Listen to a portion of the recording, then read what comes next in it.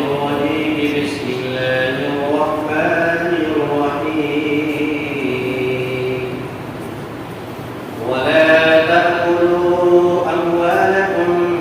بينكم بالباطل وتدلوا بها إلى الحكام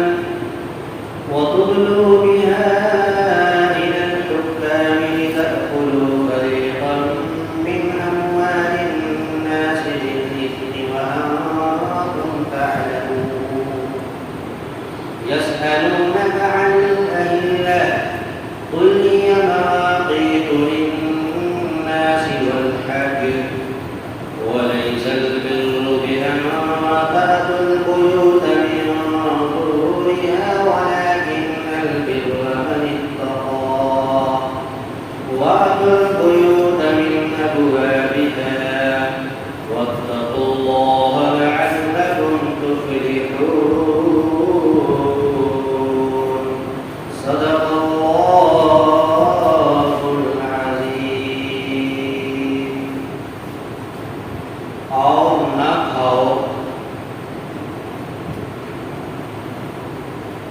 نہ کھاؤ آپس میں دوسرے کے مالوں کو ناحق اور نہ لے جاؤ ان کے مقدمہ کو حکام کی طرف اس غرض سے کہ تم لوگوں کے مالوں کا کچھ حصہ ناحق کھا سکو ہڑپ سکو اس حال میں کہ تم اس بات کو جانتے ہو.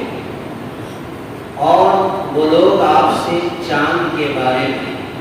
سوال کرتے ہیں تو آپ کہہ دیجیے کہ لوگوں کے تمام معاملات کے لیے اور حج کے لیے ایک میقات متعین ہے اور نیکی نہیں ہے یہ کہ تم آؤ گھروں میں اس کے پیچھے کی طرف سے اور لیکن یہ ہے کہ تم تقوی اختیار کرو اور گھروں کے اندر آؤ اس کے دروازوں سے اور اللہ تبارک و تعالیٰ سے ڈرو تاکہ تم کامیاب ہو جاؤ. 2 آیت کریمہ کی تلاوت ہوئی 188 اور 189. پچھلے ہفتے کے اندر میں اور پچھلے درس قرآن کے اندر میں جو بیان آیا تھا اور جو باتیں ہوئی تھی آیت کریمہ کے تعلق سے جس میں اللہ تبارک و تعالیٰ نے روزے کے احکامات کو بتایا تھا اور اس آیت کریمہ کے اندر روزے کے بارے میں جو مسائل ہوتے ہیں اس مسائل کو اجاگر کیا گیا تھا. اب تک ہم اور آپ سنتے آ رہے ہیں کہ اللہ تبارک و تعالیٰ نے قصاص کا بیان کیا, وراثت کا بیان ہوا, روزے کا بیان ہوا, روزے کے کچھ مسائل کا بیان ہوا, اس کے بعد اعتکاف کے بارے میں کچھ آیا. اب ان کے بعد ایک آیت کریمہ جو پہلی آیت آج کی تلاوت ہوئی اس کے اندر اللہ تبارک و تعالیٰ نے یہ بیان کیا کہ تم ایک دوسرے کے مالوں کو ناحق طریقے سے مت کھاؤ, ایک دوسرے کے مالوں کو آپس میں ناحق طریقے سے نہ کھاؤ اور جھوٹے معاملات کو کسی ایسے حکام کی طرف لے جاؤ کہ جھوٹے مقدمات اور جھوٹی قسمیں کھا کر کے ان کے مالوں کو لوگوں کے مالوں کے کچھ حصے کو ہڑپ سکے اور اس بات کو تم جانتے ہو کہ غلط کیا ہے صحیح کیا ہے, اس کے باوجود بھی تم کسی مقدمے میں یا کسی فیصلے کی طرف لے جاؤ تاکہ ہمارے حق میں فیصلہ ہو جائے اور ہم دوسرے کے مالوں کو ناحق طریقے سے کھا سکیں. دراصل یہ آیت کریمہ پچھلی آیت کریمہ کی جو بات لائی گئی وہ اس وجہ سے لائی گئی کہ پچھلی آیت میں اللہ تبارک و تعالیٰ نے روزے کی حالت میں کون کون سی چیزوں کو حرام کیا گیا تھا کہ حالت روزے کے اندر یہ ساری کی ساری چیزیں حرام ہیں اور اس کے بعد جب آدمی روزے سے فارغ ہوتا ہے افطار کر لیتا ہے تو یہ ساری چیزیں جو ہے حلال ہو جاتی ہے, جیسے کہ کھانا پینا اور بیویوں سے جمع کرنا, مصاحبت کرنا, شہرت کرنا جس کو حرام دیا گیا تھا روزے کی حالت میں, اور افطار کرنے کے بعد یہ ساری چیزیں حلال ہو گئی تھیں. اب یہاں پر ایک ایسی چیز کے بارے میں جو سراسر حرام ہے اور اس کو قرآن نے سختی سے منع کیا کہ تم دوسرے کے مالوں کو ناحق طریقے سے نہ کھاؤ، یہ تعلیم اسلام میں قرآن اور اسلام کے ماننے والوں کو اللہ تبارک و تعالیٰ نے اس آیت کریمہ کے اندر اور اس کے اندر یہ پیغام دیا۔ گویا کہ اس آیت کریمہ کا شان نزول بھی بیان کیا جاتا ہے کہ دو صحابہ کے درمیان جھگڑا ہوا اور دونوں ایک دوسرے کے اوپر دعویٰ کرنے لگے کہ یہ زمین میری ہے، یہ زمین میری ہے۔ تو دونوں نے اس مقدمے کو، اس فیصلے کو حضور اکرم صلی اللہ علیہ وسلم کی خدمت میں لے کر کے گئے۔ تو ایک مدعی ہوتا ہے، مدعا علیہ ہوتا ہے۔ تو مدعی وہاں پر خاموش، اس کے پاس کوئی دلیل نہیں، کوئی ثبوت نہیں، لیکن مدعا علیہ جس کے اوپر دعویٰ کیا جا رہا ہے، انہوں نے فوراً کہا کہ یہ میری زمین ہے، یہ میرا فیصلہ ہے، یہ میرے حق میں ہے۔ لہذا حضور اکرم صلی اللہ علیہ وسلم نے کہا کہ کیا تم قسم حلف اٹھا سکتے ہو، قسم کھا سکتے ہو؟ تو مدعا علیہ نے قسم کھانے کے لیے تیار ہو گیا۔ تو اس کے بعد اللہ تبارک و تعالیٰ نے حضور اکرم صلی اللہ علیہ وسلم کی زبان سے ایک آیت کریمہ سنوایا، وَلَا تَشْتَرُوا بِآيَاتِ اللَّهِ ثَمَنًا قَلِيلًا إِنَّ الَّذِينَ يَشْتَرُونَ بِعَهْدِ اللَّهِ وَأَيْمَانِهِمْ ثَمَنًا قَلِيلًا، کہ تھوڑی سی قیمت لے کر اللہ کے عہد کو، اللہ کے وعدے کو توڑنا چاہتے ہیں، ایسا شخص جو تھوڑی سی قیمت کے بدلے دنیاوی تھوڑی مفاد کے خاطر جو ہے اپنے ایمان کا سودا کرنے کے لیے تیار ہے۔ جب اس صحابی نے اور اس شخص نے اس آیت کریمہ کو جب سنا تو انہوں نے فوراً اپنا فیصلہ بدل دیا۔ اس کے بعد یہ آیت کریمہ نازل ہوئی کہ تم ایک دوسرے کے مالوں کو ناحق طریقے سے مت کھاؤ، وَلَا تَأْكُلُوا أَمْوَالَكُمْ بَيْنَكُمْ بِالْبَاطِلِ، اور نہ کھاؤ دوسرے اموالکم، ایک دوسرے کے مالوں کو، بینکم آپس میں، بالباطل ناحق طریقے سے، وَتُدْلُوا بِهَا، اور نہ لے جاؤ اس کے مقدمات کو، إِلَى الْحُكَّامِ، کسی حاکم کی طرف، اس غرض سے، لِتَأْكُلُوا، اس غرض سے کہ تم کھا سکو، فَرِيقًا مِنْ أَمْوَالِ النَّاسِ، لوگوں کے مالوں کا کچھ حصہ تم کھا سکو، یعنی ہڑپ سکو، بالاسم، ہڑپ سکو، ناحق طریقے سے گناہ اٹھاتے ہوئے اس مال کو ہڑپ کر اپنی زندگی کے اندر استعمال کر سکو۔ وَأَنْتُمْ تَعْلَمُونَ، درا ہے کہ تم اس بات کو جانتے ہو کہ حق کیا ہے، باطل کیا ہے، ہم حق پر ہیں یا باطل پر ہے۔ یہ علم ہونے کے باوجود بھی جو ہے تم اگر ایسا کرو گے تو یاد رکھو کہ اللہ تبارک و تعالیٰ کی پکڑ سخت ہے۔ دوسری آیت، اللہ تبارک و تعالیٰ نے اس آیت کریمہ کے اندر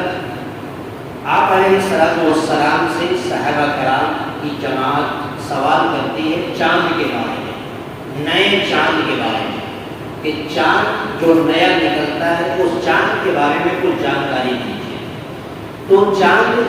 کیا ہے؟ تو اللہ تبارک و تعالیٰ نے اپنے حبیب سے فرمایا، آپ کہتے ہیں قُلْ هِيَ مَوَاقِيتُ لِلنَّاسِ وَالْحَجِّ، کہ آپ کہتے ہیں کہ لوگوں کے تمام معاملات کے لیے میقات یعنی اوقات متعین کر دیا گیا، اور حج کے لیے بھی۔ تو گویا کہ ہم اور آپ جیسا کہ جانتے ہیں کہ جس زمانے میں، جس دور میں گھڑی کا رواج نہیں تھا، اس زمانے میں لوگ چاند سے اپنے سمت کو جو ہے اختیار کرتے تھے، متعین کرتے تھے کہ چاند بالکل اگر سیدھا سیدھا اگر آ جائے تو اتنا وقت ہوگا، ایسے وقت میں جو ہے سورج ڈھل رہا ہے، لہٰذا اب یہاں پر یہ کام کیا جا سکتا ہے۔ یہ پہچان کی ایک اوقات اللہ تبارک و تعالیٰ نے چاند کے ذریعے سے متعین کرنے کا ایک جو ہے سلیقہ سکھایا تمام لوگوں کو، یعنی تمام لوگوں کے معاملات کے لیے چاند کے حد کو متعین کیا، اور خصوصاً حج کے بارے میں، حج کے تعلق سے۔ اور ہم آپ جانتے ہیں کہ جب چاند آدھا ہوتا ہے پھر بعد میں مکمل آدھا ہوتا ہے، پھر وہ چاند جو ہے پورا بھر جاتا ہے، تو ایک جو چاند کے ماہرین ہیں، جو ماہر فلکیات ہیں، اس کے ذریعے سے لوگ اس کے حالات کو متعین کرتے ہیں اور سمت کو اختیار کرتے ہیں۔ اس کے بعد یہاں پر دیکھ لیے حج کا بیان ہوا کہ حج کے بارے میں، تو گویا کہ یہاں پر حج ایک ایسی عبادت ہے کہ جو حج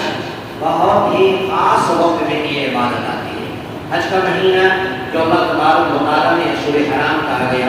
جو حج کے مہینے اسی مہینے کے اندر میں عبادت اللہ تبارک و تعالیٰ نے لاگو کیا ہے۔ اور حج ایک ایسی عبادت ہے کہ جو خاص مقام پر جا کر ادا کیا جاتا ہے۔ نماز یہاں مل جائے گی، روزہ یہاں رکھ سکتے ہیں، زکوٰۃ کی ادائیگی ہو سکتی ہے، لیکن حج کی ادائیگی اپنے مقام پر نہیں، بلکہ جس مقام کے لیے حج کو متعین کیا اور جس جگہ پر متعین کیا، جس جگہ پر ادائیگی کے لیے اللہ تبارک و تعالیٰ نے کہا، اسی جگہ پر حج کی ادائیگی ہوتی ہے۔ اب یہاں پر تھوڑا سا غور کیجیے کہ اللہ تبارک و تعالیٰ نے اگلی آیت کے اندر جو ہے حج کا بیان کیا، تو یہاں پر پچھلی آیت میں روزے کا حکم ہے، اور روزہ جب انسان رکھتا ہے تو اس کے اندر بہت سارا صبر اس کے اندر ہوتا ہے، صبر کرنا ہے، اور صبر کیا مادہ پیدا ہوتا ہے اس کے اندر۔ اسی طریقے سے جب روزہ رکھنے کے بعد صبر کا مادہ پیدا ہوا تو اس کے بعد حج ہے، تو حج کے اندر بھی بہت ساری مشقتیں اٹھانی پڑتی ہے، اس کے اندر بھی صبر ہے۔ اور حج ایک ایسی جگہ پر ہے جہاں پر مشرکین کا غلبہ تھا، اس زمانے کے اندر میں تسلط تھا، قبضہ تھا، تو ظاہر سی بات ہے کہ مشرکین کے تسلط اور قبضے سے نکالنے کے لیے پہلے انسان کو خود صبر آزما ہونا چاہیے، صبر اپنے دلوں کے اندر پیدا ہونی چاہیے، تب جا کے مشرکین سے جو ہے مقابلہ آرائی ہو۔ اور پھر اس آیت کریمہ کے بعد اگلی آیت آ رہی ہے جنگ کے بارے میں، کہ مشرکین سے جنگ کس طریقے سے کیا گیا، مشرکین سے جنگ کیسے لڑا گیا، اور حج کے بارے میں کون سا اوقات متعین ہوا، کب حضور علیہ السلام کو جو ہے عمرہ کرنے سے روکا گیا اور حج کی اجازت کر دی گئی، تو گویا کہ مشرکین سے جنگ کیا گیا۔ تو گویا اپنے اندر جب انسان اپنے اندر صبر اگر پیدا کر لے تو پھر صبر کے ساتھ بقیہ تمام مراحل کو آسانی کے ساتھ قبول کر سکتا ہے۔ اسی لیے یہاں پر جو ہے حج کا بیان آیا، اور حج کے بعد جو ہے متصل جو ہے قتال کے بارے میں بیان اس آیت کریمہ میں ہوگا، جس کے بارے میں آئندہ ہفتہ سماعت کریں گے۔ یسألونک عن الأہلہ، کہ وہ لوگ آپ سے چاند کے بارے میں، نئی چاند کے بارے میں سوال کرتے ہیں۔ قل ہی مواقیت للناس والحج، آپ کہہ دیجیے کہ یہ وہ لوگوں کے تمام معاملے کے لیے اوقات متعین ہیں اور حج کے لیے بھی۔ وَلَيْسَ الْبِرُّ بِأَن تَأْتُوا الْبُيُوتَ مِن ظُهُورِهَا، اور نیکی یہ نہیں ہے کہ تم گھروں میں آؤ اس کے پیچھے کی طرف سے۔ اس زمانے میں یہ رواج تھا کہ جب چونکہ علم کی کمی کی جہالت بھری ہوئی تھی، جب لوگ حج اور عمرے کا احرام باندھ کر کے گھروں سے نکل جایا کرتے تھے، اور کسی وجہ سے ان کو کسی کام کے لیے گھر میں آنا پڑتا، یا کوئی بھول جاتی یا کسی کام کے لیے گھر میں دوبارہ آنا پڑتا، تو یہ لوگ یہ سمجھتے کہ اگر میں دروازے سے داخل ہوں گا تو لوگ ہم کو تانا کشی کریں گے کہ دروازے سے آ رہے ہیں، تو وہ لوگ پیچھے سے چھت کو پھلان کر کے گھروں کے پیچھے کی طرف سے جو ہے گھر میں داخل ہوتے تھے۔ تو قرآن نے یہ منع کیا کہ نیکی یہ نہیں ہے کہ تم کسی گھر کو پیچھے کی طرف سے آؤ، یعنی اس کے پشت کی طرف سے آؤ، یا اس کو چھت کو چھپڑ کو چھلانگ کر کے آؤ، یہ نیکی قرآن نہیں کہتا ہے۔ وَلَيْسَ الْبِرُّ بِأَن تَأْتُوا الْبُيُوتَ مِن ظُهُورِهَا، نیکی یہ نہیں ہے کہ تم آؤ گھروں میں من ظهورِهَا، اس کے پیچھے کی طرف سے، پشت کی طرف سے، یعنی کھڑکی کی طرف سے ہو، یا پھر دیوار کو پھلانگ کر کے جو ہے اس کے گھر کے اندر داخل ہو جائے، یہ اسلام نے منع قرار دیا، ناپسندیدہ قرار دیا۔ وَلَكِنَّ الْبِرَّ مَنِ اتَّقَىٰ، اور لیکن نیکی تقوی اختیار کرنا ہے۔ اب پچھلی آیت میں روزے کی جو رکن تھا وہاں پر دیکھیے کہ اللہ تبارک و تعالیٰ نے کہا کہ روزہ کیوں رکھا جاتا ہے، لعلکم تتقون، تاکہ تمہارے اندر پرہیزگاری آ جائے، تقوی آ جائے۔ اب یہاں پر کہہ رہے ہیں کہ نیکی کیا ہے، تقوی اختیار کرنا ہے۔ گویا کہ دونوں آیتوں کے اندر جو ہے مناسبت قائم ہو گئی۔ وہاں پر بھی ساری چیزوں کا مقصد یہی تھا، روزہ رکھنے کا مقصد یہی تھا، یا ایھا الذین آمنوا کتب علیکم الصیام کما کتب علی الذین من قبلکم لعلکم تتقون، کہ تمہارے اوپر روزے کو فرض کیا گیا تاکہ جیسا کہ تم سے پہلے لوگوں پر فرض کیا گیا تھا، تاکہ تم متقی اور پرہیزگار بن جاؤ۔ اب یہاں پر یہی چیز کہی جا رہی ہے کہ نیکی یہ نہیں ہے کہ تم گھروں کے پیچھے سے داخل ہو، بلکہ نیکی تو تقوی اختیار کرنا ہے، اللہ تبارک و تعالیٰ کا ڈر اور خوف اپنے دلوں کے اندر پیدا کرنا ہے۔ وَأْتُوا الْبُيُوتَ مِنْ أَبْوَابِهَا، اور تم گھروں میں داخل ہو اس کے دروازے کی طرف سے۔ یہ اصل طریقہ ہے، اسلام کا شعار اصل یہ ہے کہ جس کو جس طریقے سے بیان کیا گیا اور جس کو جس طریقے سے آنے کے بارے میں ضابطہ بیان ہوا، اس کو اسی کی طرف سے استعمال کیا جائے۔ وَاتَّقُوا اللَّهَ لَعَلَّكُمْ تُفْلِحُونَ، اور اللہ سے ڈرو تاکہ تم کامیاب ہو جاؤ، تاکہ تمہاری کامیابی اللہ تبارک و تعالیٰ کے نزدیک قابل قبول ہو جائے۔ ان دو آیت کریمہ کے ذریعے سے ہمیں یہ پیغام ملا کہ زندگی کے ہر موڑ پر اس بات کا خیال رہے کہ کبھی کسی کے مال کو ناحق جو ہے اپنی زندگی میں استعمال نہ کرے، اور جھوٹی قسمیں کھا کر جھوٹا سودا کر کر کسی کے مال کو ہڑپ لینا یہ قرآن کے خلاف ہے، یہ حدیث کے خلاف ہے۔ اگر آج ہم دنیا کے اندر چند لوگوں کے مالوں کو ہڑپتے ہیں تو یاد رکھیں کہ کل قیامت کے دن اللہ تبارک و تعالیٰ ہماری سخت مدد فرمائے گا۔ اللہ تعالیٰ سے دعا ہے ہماری تعالیٰ سب کو آج کی درس قرآن پر، آج کی آیت کریمہ پر عمل پیدا ہونے کی توفیق فرمائے۔ آمین وآخر دعوانا الحمدللہ رب العالمین۔ اللہم صلی علی سیدنا سیدنا حبیبنا محمد وعلى آلہ وسلم۔ ربنا آتنا في الدنيا حسنة وفي الآخرة حسنة وقنا عذاب النار۔